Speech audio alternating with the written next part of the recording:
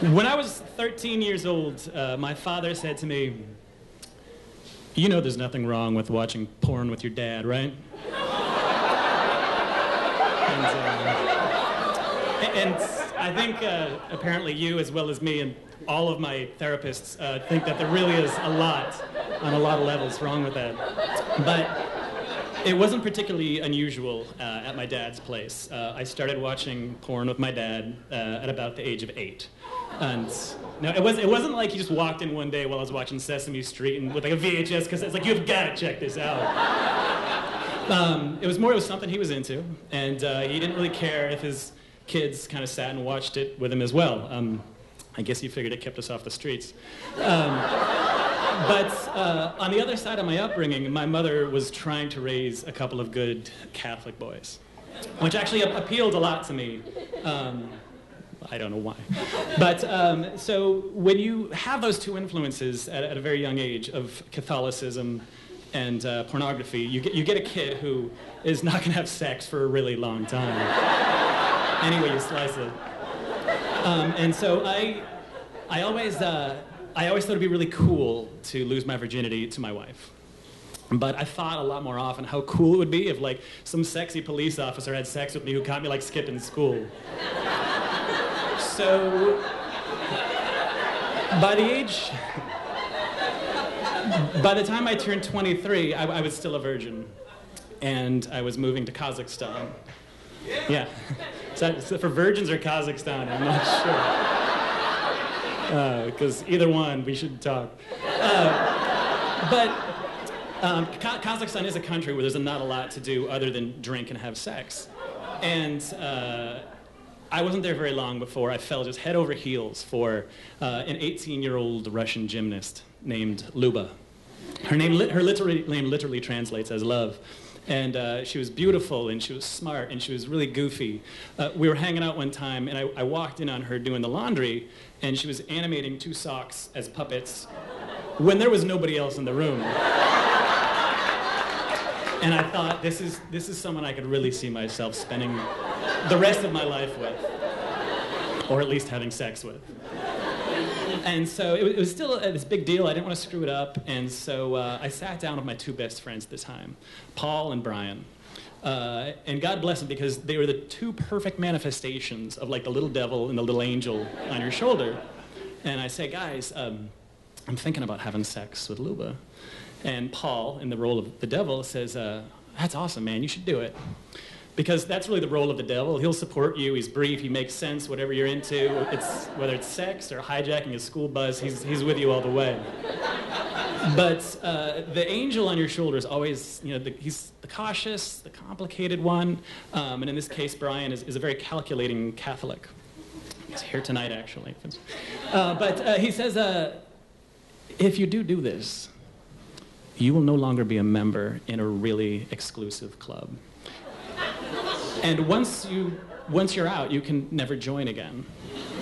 Now, I don't know how anyone else feels about that, but it actually was a thought that I had had on many occasions before, this idea that, like, the longer I wait, the more exclusive this aspect is of my personality. But what's different about this particular time is that Paul is there in the role of the devil. And the devil looks over at the angel, and he just says, "Brian, nobody wants to be in your fucking club."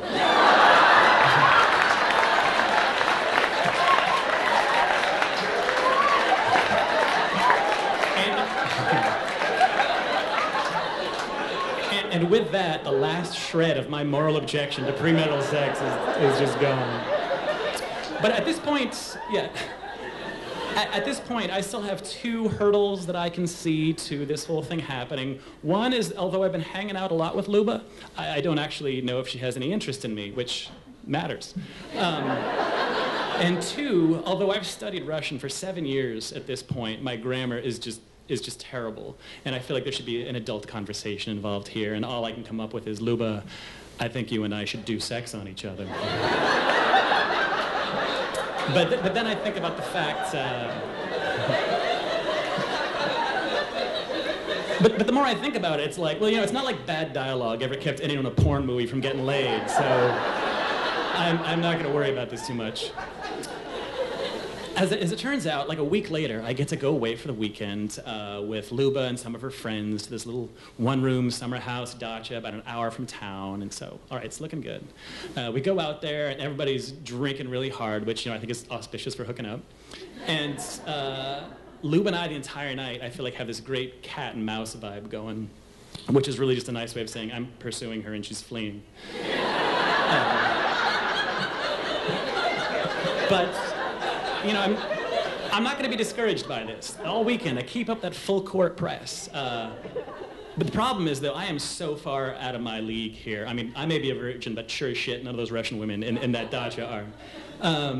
I feel like an altar boy at a sorority party, basically. And I'm trying too hard, because I'm just so crazy about her. And it gets to be 11 o'clock on Sunday night, and we're hanging out, and I'm exhausted, and one of Luba's friends, this creepy guy, Dmitri, just says, we should go dancing. And I think, no, we really shouldn't. But the Russian women, a few of them, they have that kind of, oh yes, it's such a good idea, let's go dancing. We never go dancing. You always go dancing. That's all you do in this town. But I can't tell if Luba's into it or not, but I'm done. So I kind of just give up. And I say, you guys go ahead. They leave. And Luba, I can see she doesn't even look at me when they leave. And I'm alone. And I collapse on the bed. And I mope. I beat myself up. And I listen to the car slowly drive away. And then I look up in the doorway, and Luba is standing there. And at first I think maybe they forgot her, like as if she was, like she's E.T. or Macaulay Culkin or something. But